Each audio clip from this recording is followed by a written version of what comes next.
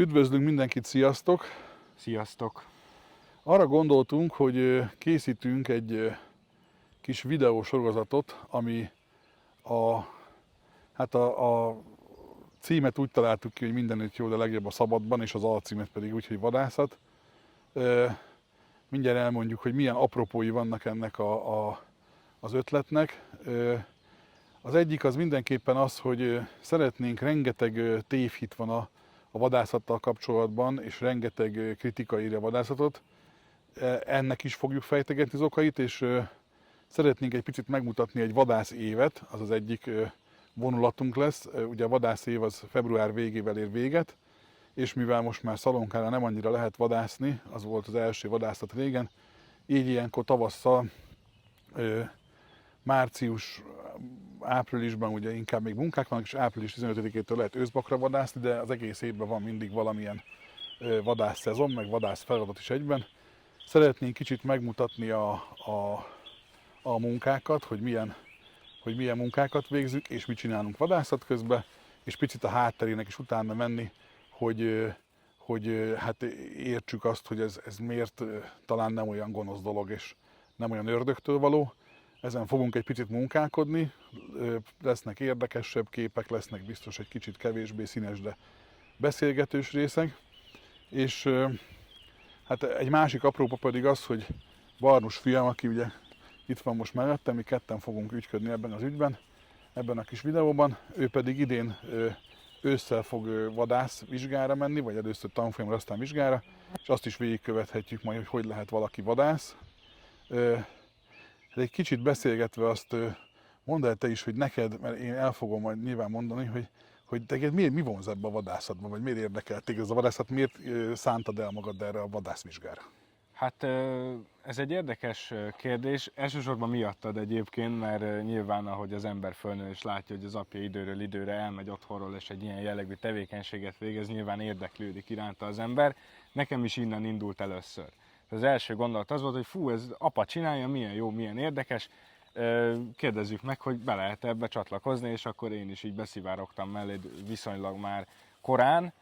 Aztán később, mikor már kicsit érettebb fejjel, meg egy kicsit megértve a dolgokat, már úgy megszerettem magát a természet részét. Hát most már én azt mondom, hogy jó részt azért, mert te csinálod, és mert ez egy közös dolog, és mert családi, de most már van egy olyan része is, amire azt mondom, hogy a természet és a vadak szeretete, ami engem vonz, és ez tényleg egy nyugalmas környék, ahol tényleg semmilyen impulzus nem éri az embert, mint például a nagyvárosi nyüzsgő életben, szóval nekem ezek azok, amik nagyon vonzóak a vadászatban. Bocsánat, nem figyeltem elég, a kutyát figyeltem, és akkor itt bele is kötném, hogy hát igen, fiatalon ez egy tényleg így kezdődik. Én is édesapámmal vadásztam először egyébként, én nyakamba cipeltem a lőtt nyulakat a mészántásba kilométereken át, és nekem nagyapám is vadászott, bár ő, amikor én fölnőttem, már nem vadászhatott, mert ugye az Átkosban azért ott a fegyvertartásikat erősen megtizedelték, de ő egyébként klasszikusan vadászott.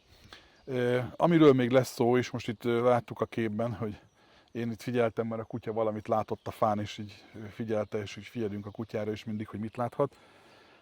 A kutyázásról is lesz szó, a vadászkutyázásról. Hát ugye van ez a híres mondás, hogy ebb a vadász kutya nélkül. Mi eléggé kutyával közlekedünk, tehát most például etetni vagyunk, erről is lesz szó, ez is egy kritikus pont, hogy miért etetünk vadakat, és hogy ez mire is szolgál. De mi általában kutyával vagyunk, ő mindig velünk van, és rengeteget segít, amúgy az érzékszervei nyilván sokkal fejlettebbek nálunk, és hát rutinja is megvan ahhoz, hogy tudja, hogy mi éppen a feladat, vagy mi éppen amit csinálunk. Úgyhogy neki fogunk látni, és egy picit körbejárjuk ezt a vadászat kérdést. Itt van egy vadászterület, ahol mi aránylag szabadon mozgunk. Én itt tagja vagyok ennek a csapatnak, és így vadászunk, de ha minden jól megy, elmegyünk egy-két helyre vendégségbe is. Ugye akkor végigkövetjük a vadászévet, és végig megpróbáljuk megmutatni, hogy mire, miért vadászunk, hogy vadászunk, mik a szempontok, és végig fogjuk követni a Barnusnak a vadásszá válását is, és megmutatjuk azt, hogy a vadászatról rengeteg sztereotípia és rengeteg negatív ítélet van, hát gyűjtsünk ilyeneket. Ugye, mik vannak negatívumok, olvassuk, csak fel kell menni a Facebookra. Hát mi sportból ölünk. Sportból ölünk, igen, élvezettel sportból ölünk. Élvezettel sport. Azért etetjük a vadat, hogy később meggyilkolhassuk. És minél több legyen. És minél több legyen, igen, ez nagyon van, fontos. Igen. Nagyon sokba kerül vadászni. Nagyon sokba kerül vadászni. Ami egyébként nincs ingyen, de ez a nagyon sokba ezt is majd egyszer kivesézzük egy részben. És mi a természetes ellenségei vagyunk, én ezt is hallottam. Igen, a természetvédelem és a vadászat összeegyeztetetlen. Nagyon sok vadásztársaság nevében egyébként benne van, hogy természetvédő vadásztársaság, és ez egyébként sok szempontból igaz is. Azt el kell mondanom őszintén, és ugye ez azért lesz egy érdekes videó, mert én egy elég szókimondó manusz vagyok, és az várható, hogy sokan embernek nem fog tetszeni, mert vadászunk, sok embernek nem fog tetszeni, mit mondunk a vadászatról, és a vadászoknak meg nem fog tetszeni, hogy őszintén megmondjuk, hogy a vadászok ellen is meg lehet fogalmazni azért kritikai pontokat. Ja, ne felejtsük el, hogy a szegény, ártatlanul sétáló kutyákat lelövik a vadászok mindenhol. Ez egy nagyon sok probléma, és erről is ejtünk majd pár szót. Így az első részben hadd mondjak egy pár szót azért a vadászatról, hogy nekem mi a vadászat, és akkor hát igen, hallottuk, hogy miért akarsz vadászni, de te is addig nyugodtan elgondolkodhatsz, hogy neked mit jelent a vadászat.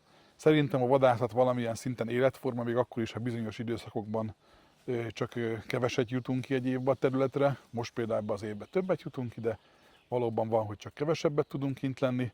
Sokat számít, hogy van-e hozzá éppen autónk, ami valóban nem egy olcsó dolog, de azért meg lehet oldani úgy, hogy ne menjen rá az ember gatyája. Tehát vidéken látni, hogy egész egyszerű munkát végző, nem túl sok pénzt kereső emberek is egyébként aktívan vadásznak.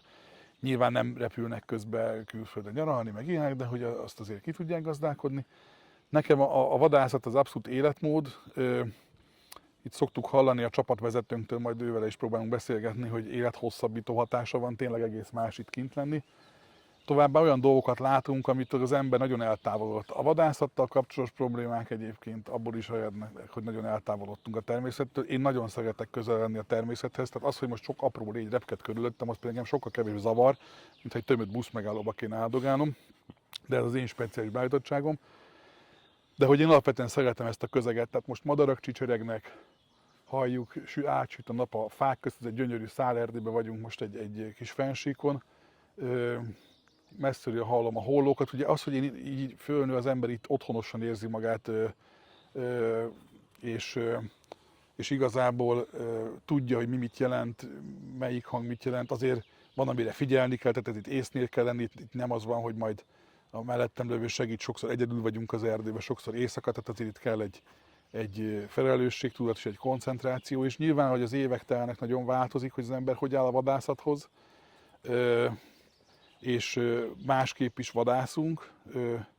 Erről el is mondanék csak egy rövid párszor. Rengeteg apró történet van a vadászatban egyébként, de erről elmondanék csak annyit, hogy Géza bátyám, ő 70 év fölött van már vele, aktívan vadásztunk egy pár éve, most már kevésbé vadászik, de vele sokat vadásztunk, és Somogyban voltunk kint, és hát mindig, amikor fölmegyünk ugye mindenki egy lesre, vagy cserkelni, akkor utána, amikor összetalálkozunk a vadászat végén, akkor elmeséljük egymásnak, hogy mi volt ugye a vadászaton.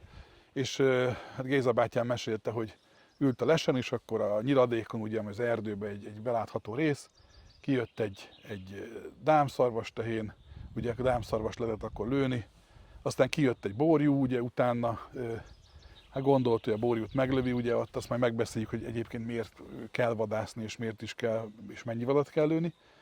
És hát meg fölvette a puskát, bejött a távcsőben, nézte őket, közel álltak egymáshoz, várta, hogy kicsit ellépjenek, és akkor a tehén megnyalta a borját. És akkor lerakta a puskát, és azt mondta, hogy hát akkor őt most itt nem lövi meg.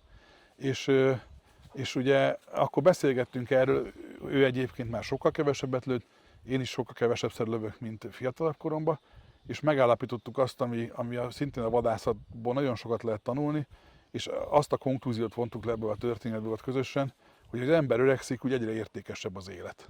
Tehát, hogy mi tudjuk azt, hogy egyébként megölünk állatokat, mi azt is tudjuk, hogy miért, és ez az életünknek a része. Nekünk nem olyan idegen, mert gyerekként is már pucoltunk vadat otthon, vagy te is már 2 éve zsigereltél szarvast, de azért mi tudjuk, hogy milyen élet értéke és hogy mi a vadnak az élete. Sőt, azt gondolom egyébként, hogy még valakik utáljanak a természetvédők és állatvédőknél, talán sokkal jobban tudjuk, hogy mit ér egy állat élete, vagy hogy mikor szenved, mikor nem, és milyen nehézségekkel él.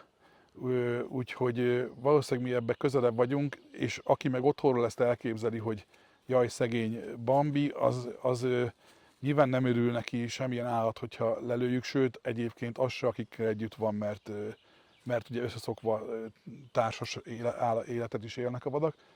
De mégis azért sok mindent tudunk erről, hogy milyen az ő életük. Szóval nekem a vadászat az ebben a rendszerben való egyensúlyban való élet, és ez az, ami engem vonz. És még egy dolgot elmondanék itt, ami a természethez kötődik, majd itt csinálunk pár vágóképet itt körülöttünk, és érdemes megnézni, hogy csináltunk, én építőiparban dolgozom, abból keresem a kenyerem, és egy dekorációs vakolatot csináltunk évekig egy angol cégnek a termékét Magyarországon, és ott jött egy tréner, aki gyönyörűen dolgozott, elképesztően, és ő mindig ezerszer mondta el, hogy ne szabályosan csináljuk a dolgokat, mert hogyha egyforma valami, tehát úgy visszük fel azt a struktúrát, hogy szabályos, akkor nem lesz természetes. Ugye ezeken kőhatásanyagok is voltak. És hogyha itt körülnézünk, itt semmi nem szabályos. És egy olyan világból jövünk, ahol a sáv egyenes, a járdaszéle 90 fokos, a hangyát meg lepiszkálom róla, a járdasarka 90 fokos, a busz kockás, a székek egy irányba néznek, a lámpák ugyanott lógnak a sáv közepe fölött, a szobáink azok 90 fokos szögben vannak a sarkuk, jó esetben közelítőleg, és mindennek megvan a szabálya, és egyforma ártáblák világítanak a termékek alatt az időbe, és ha ide kijövünk, itt pedig semmi nem szabályos. Ha körülnézünk, akkor egyik fű erre hajlik, a másik arra, a fák gírbe-gurbák, és igazából ez a természet. Tehát sajnos az, hogy lassan leaszfaltoztunk ugye mindent, és hogy minden úgy van megcsinálva, hogy minél több ember férjen ott el, minél kényelmesebben. Itt nem ez a szempont, itt van egy környezet, amihez nekünk kell alkalmazkodni. Ha fúj a szél, akkor azért, ha esik az eső, akkor azért, ha nap meleg van, akkor azért. Ilyenkor sok a bogár, télen marha hideg van. Tehát, hogy ez egy ilyen dolog, és ez hozzám sokkal közelebb áll, mint ez a szabályos világ, és már csak azért is, mint megtudtuk ettől a trénertől, hogy az a természetes, ami nem szabályos. És ez az embernek szerintem, ami itt van, ez jót tesz. Úgyhogy én jól is érzem magam. Úgyhogy én ezért szeretem a vadászatot, és ezért szeretek kijárni, dolgozni is a vadászattal kapcsolatban, és nem csak puskával. Úgyhogy nekem ez a vadászat. Neked most úgy mi a vadászat? Hát én kicsit távolabbról indulnék neki. Nekem a vadászat az igazából egy privilégium. Tehát ha megnézzük ugye őseinket, a honfoglaló magyarokat, ugye ők nomád életmód révén vadászattal... Vagy még azoknak az őseit. Vagy még azoknak az őseit, vagy igazából attól visszafele bárkit. Vadászattal foglalkoztak napi szinten több órát, hogy tudjanak enni. És ugye ez egy ilyen zsákmányszerző ösztönt, amit te szoktál emlegetni gyakran, azt ugye így evolúciósan benne maradt az emberbe. Aztán ez nyilván később mostanra már legyengült, ahogy tulajdonképpen a zsákmányszerzés az a Tesco parkolóig tart igazából, mint feladat. De én akkor is egy kiváltságnak érzem ezt, mert amit én látok így járkálva bárhol az országba, vagy akár a világba, én úgy érzem, hogy csomó ember teljesen félreérti ennek az egésznek a lényegét, ennek az egésznek a csodáját, hogy kinnülünk az erdőbe, és az, hogy látunk-e vadat, vagy nem látunk vadat, az tényleg egy nagyon pici százaléka, az, hogy lövünk, az meg még kisebb, de hogy kin lehetünk, és hogy mi ezt megtehetjük. Hát én ezt mindenképpen egy előnynek érzem, és kiváltságosnak érzem magam, hogy én ezt tudhatom, és hogy én ezt átélhetem.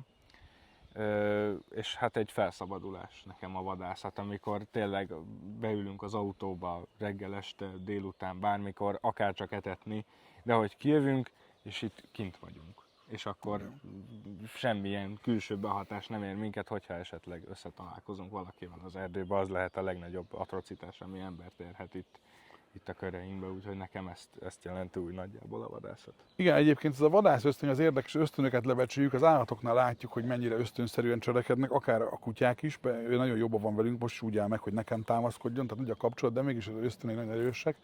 Egyébként a vadász ösztön megmarad az emberekben sokszor, csak sportkocsi, gucci-pulcsi és pénzkeresés formájában materializálódik, így testesül meg. Ez is a vadász ösztönnek a része, én azt gondolom egyébként.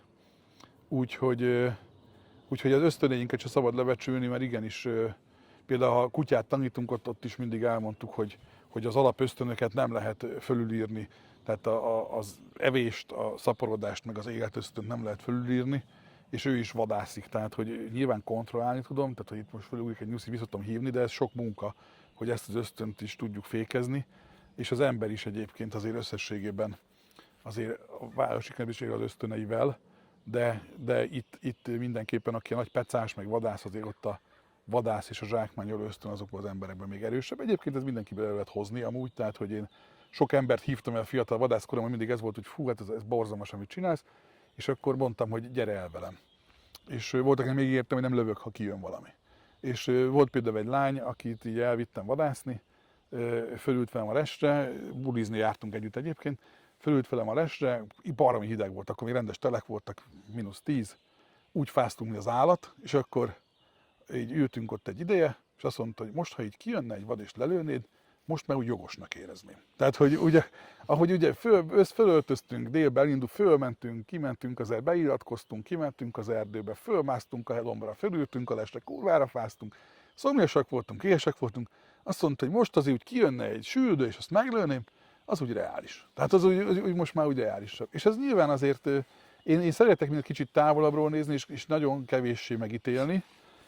Szerettem azt, hogyha azért inkább így belenézni egy picit, és ezzel a videóval talán sokan bele tudnak majd ebben nézni, ebbe a vadászatba egy picit, és úgy elgondolkodni, hogy vajon tényleg az, ami az első benyomásom, és egy pici szerete ez, hogy mondjuk csak a lövés. Hát ez mondjuk szerintem 1/10% a vadászatnak talán, hogy maga a lövés, vagy ilyesmi.